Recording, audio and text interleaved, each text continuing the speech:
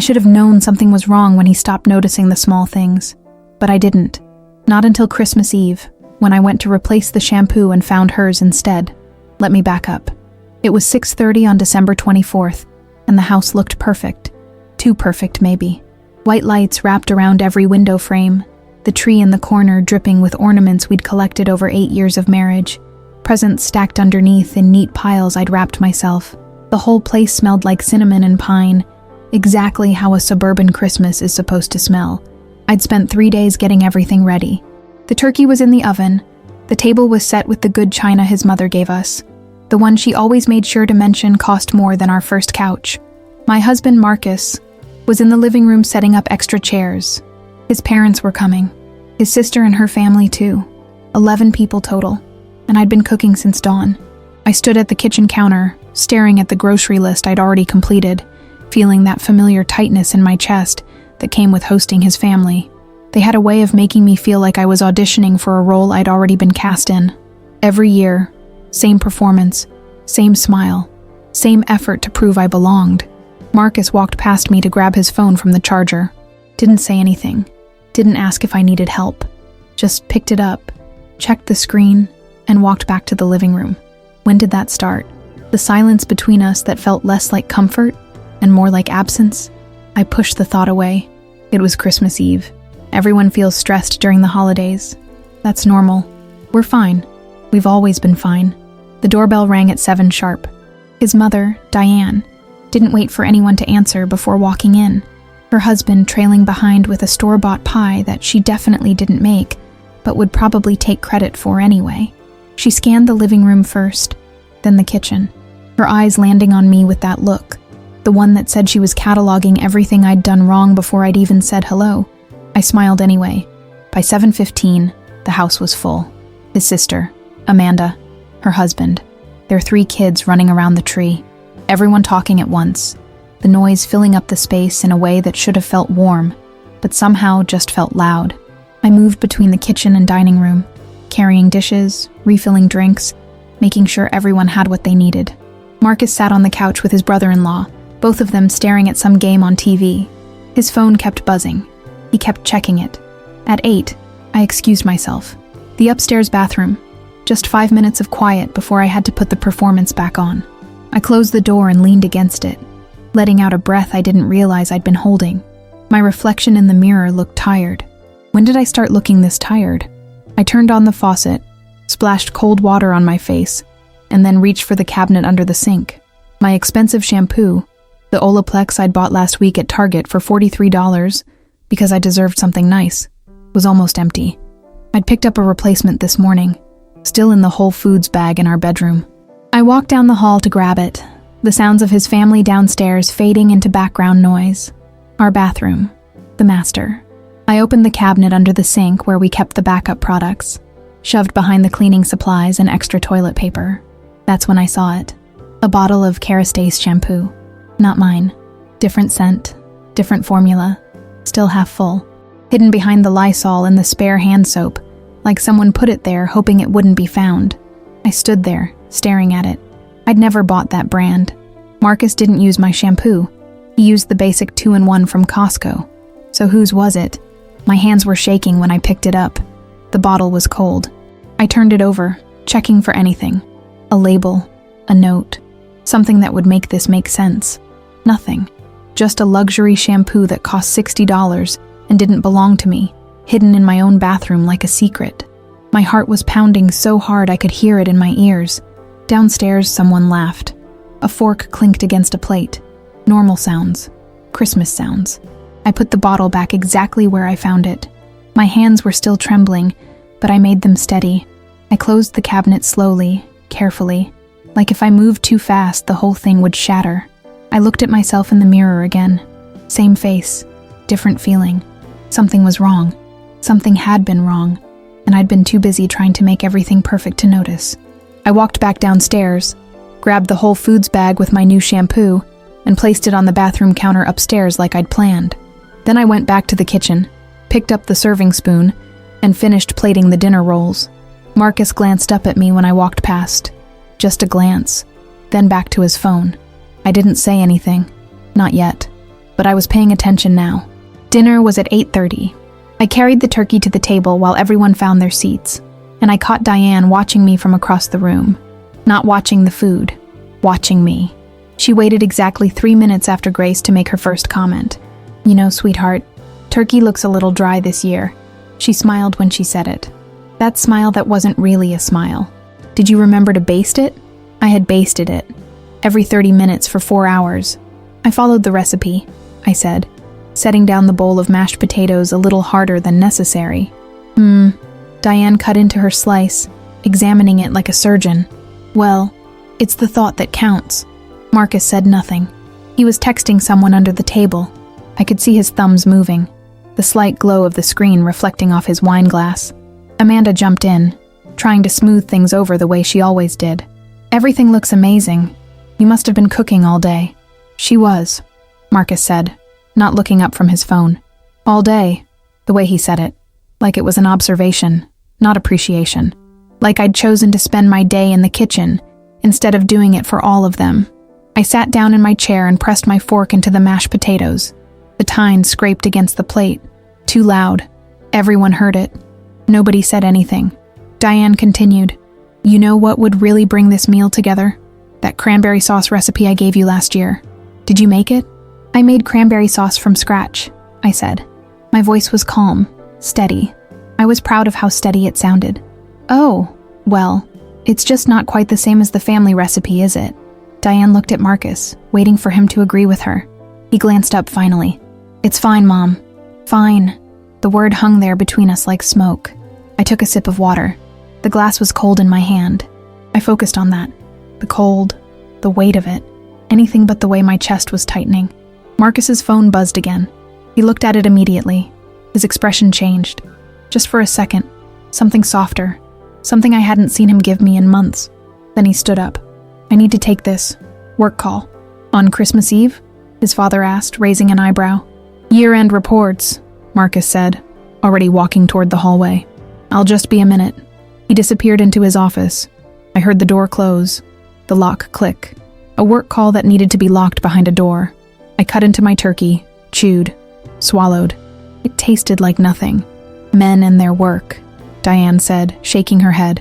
"At least he's dedicated. That's important in a husband." She looked at me when she said it, like it was a lesson I needed to learn. Like I was lucky he worked so hard, even if it meant he ignored his wife on Christmas Eve. I smiled. I was getting very good at smiling. The kids were loud, arguing over who got the bigger piece of pie. Amanda was trying to negotiate peace. Her husband was talking to Marcus's dad about some football game. Normal family chaos, the kind that's supposed to feel good. I stood up and started clearing plates. Nobody offered to help. They never did. In the kitchen, I scraped food into the trash and loaded the dishwasher with mechanical precision. Through the doorway, I could see them all still sitting there, talking, laughing. Marcus's empty chair. He'd been gone 12 minutes. I dried my hands on the towel and walked down the hallway. Quiet steps. I stood outside his office door.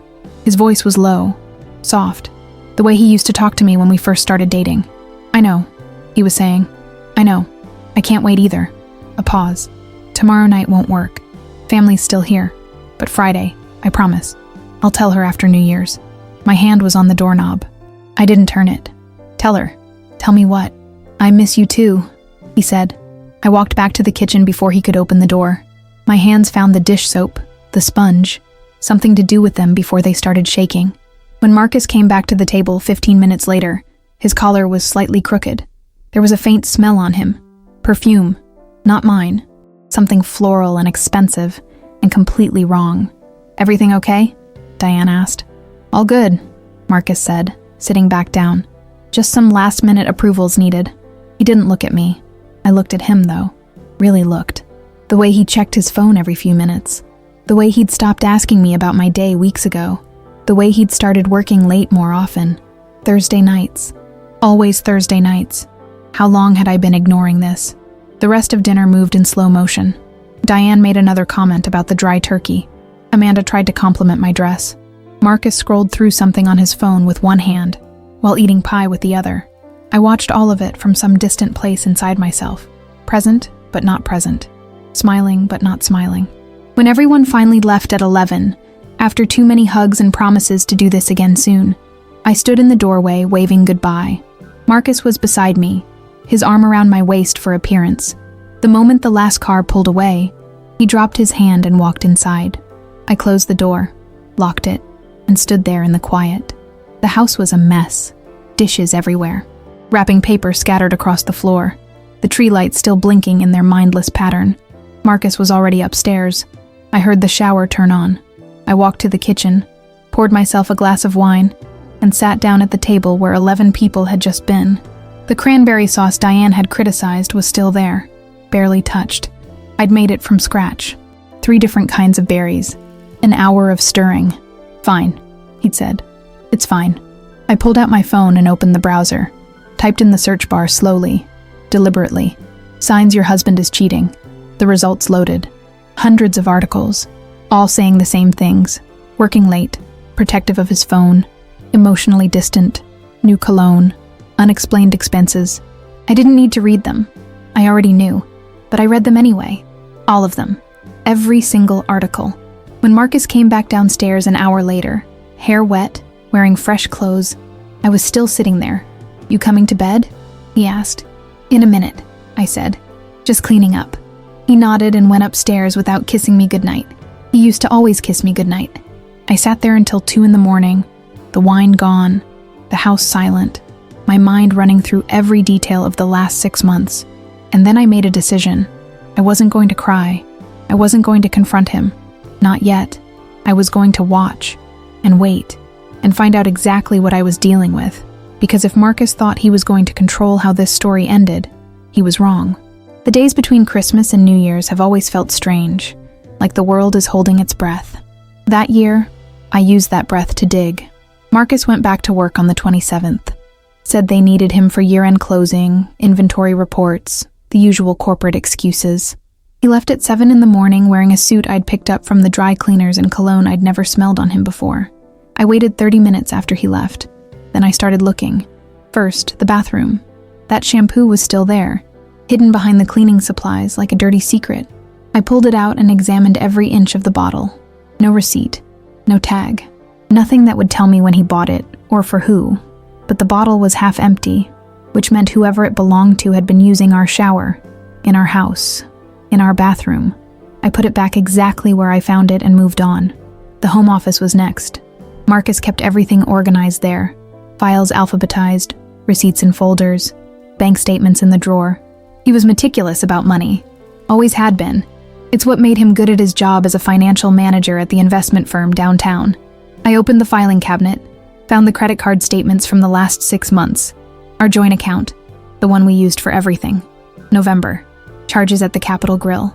$347. We hadn't been there. I would have remembered. October. A jewelry store in the shopping district.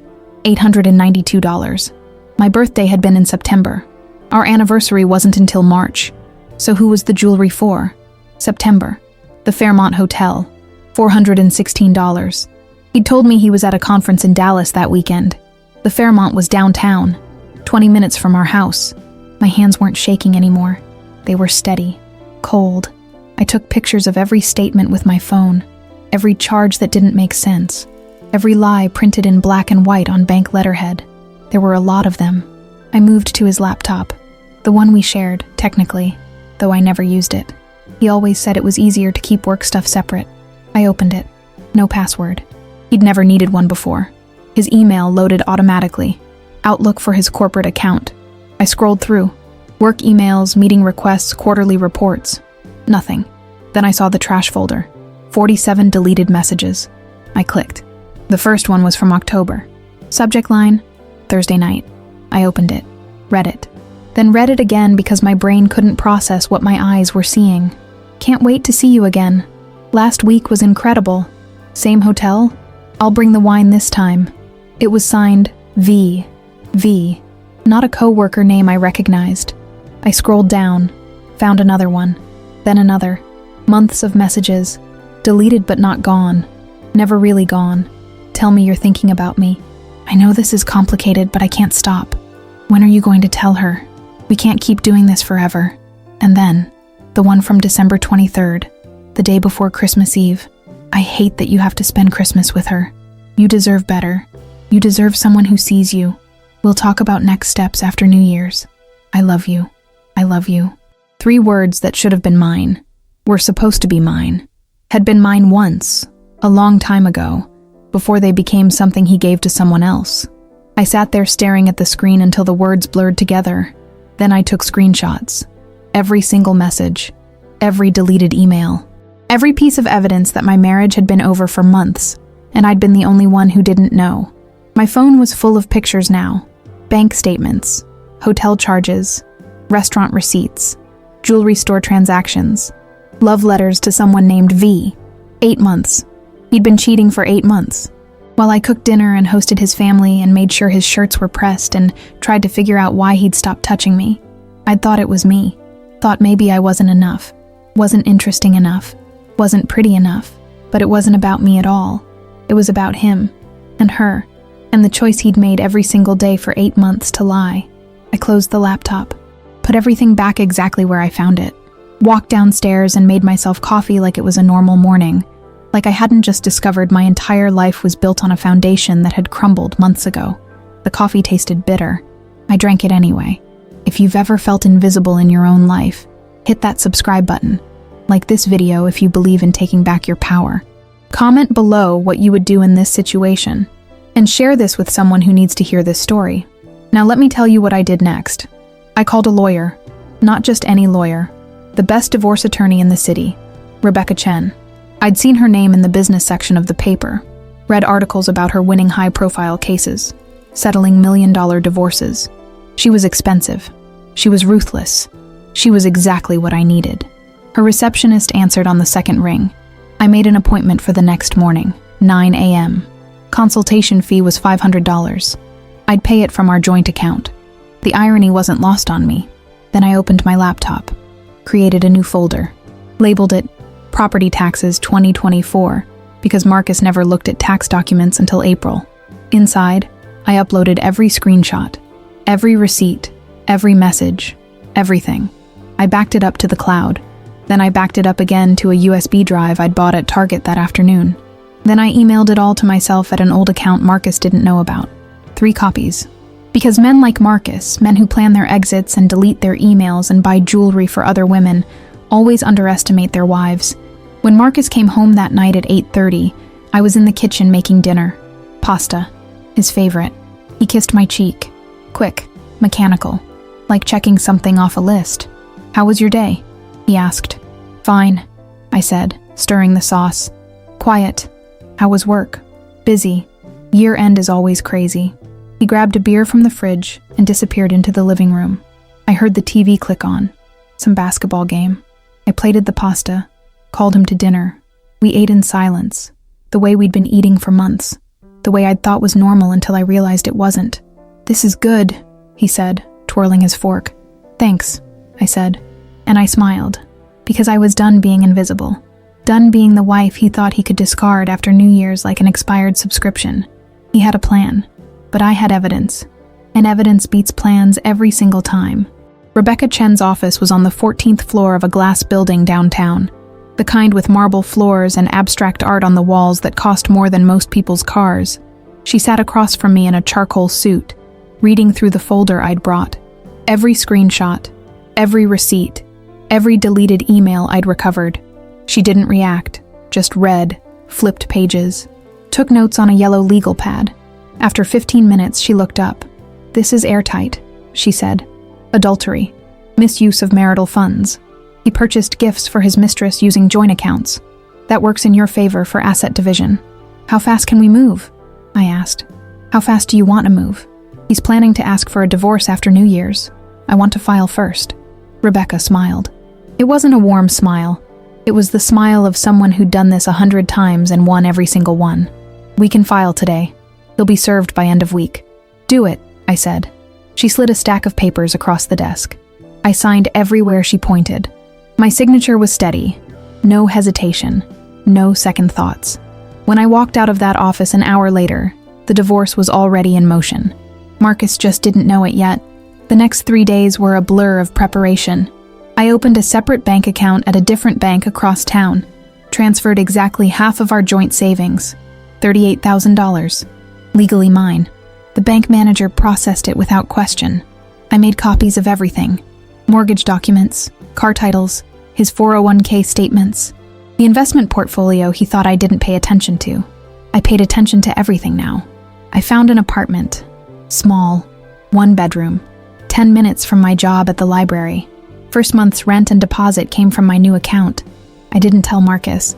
I'd move my things when he was at work. Quiet, clean, gone. Then I did the thing that would hurt him most. I contacted his company's HR department. The email was brief, professional. Attached were screenshots of messages between Marcus and someone with a company email address. Valerie Norton, senior analyst. Same department, same floor. Their employee handbook was clear. Section 4.7. Romantic relationships between colleagues must be disclosed to human resources. Failure to disclose could result in termination or reassignment. Marcus hadn't disclosed anything. Neither had Valerie. I hit send at 9 p.m. on December 30th. The HR director would see it first thing after New Year's. New Year's Eve, Marcus came home early. 6 p.m. He was nervous. I could tell by the way he kept touching his collar, the way he poured himself a bourbon before even taking off his coat. "Can we talk?" he asked. I was in the kitchen, wiping down counters that were already clean. Something to do with my hands. "Sure," I said. We sat in the living room, he on the couch, me in the chair across from him. The Christmas tree was still up, lights off now, dying needles scattered on the floor beneath it. He took a breath, rehearsed words forming on his lips. I didn't let him start. "Before you say anything," I said, standing up, "I need to show you something." I walked to the dining room table and picked up the manila envelope I'd placed there an hour ago. Set it down in front of him. "Open it," I said. His hands shook as he pulled out the contents. The printed emails, the credit card statements with charges highlighted in yellow, the hotel receipts, the jewelry store transaction, and then the divorce petition, already filed, already stamped by the county clerk. His face went white. "What is this?" he whispered. "That's 8 months of evidence," I said. My voice was calm, steady. I was surprised by how steady it was. 8 months of you planning your exit, spending our money on her, lying to me every single day. "I was going to tell you," he said. "I was going to talk to you tonight." "I know. You were going to tell me after New Year's." I read the emails, Marcus. All of them. Even the deleted ones. He stood up, tried to move toward me. I held up my hand.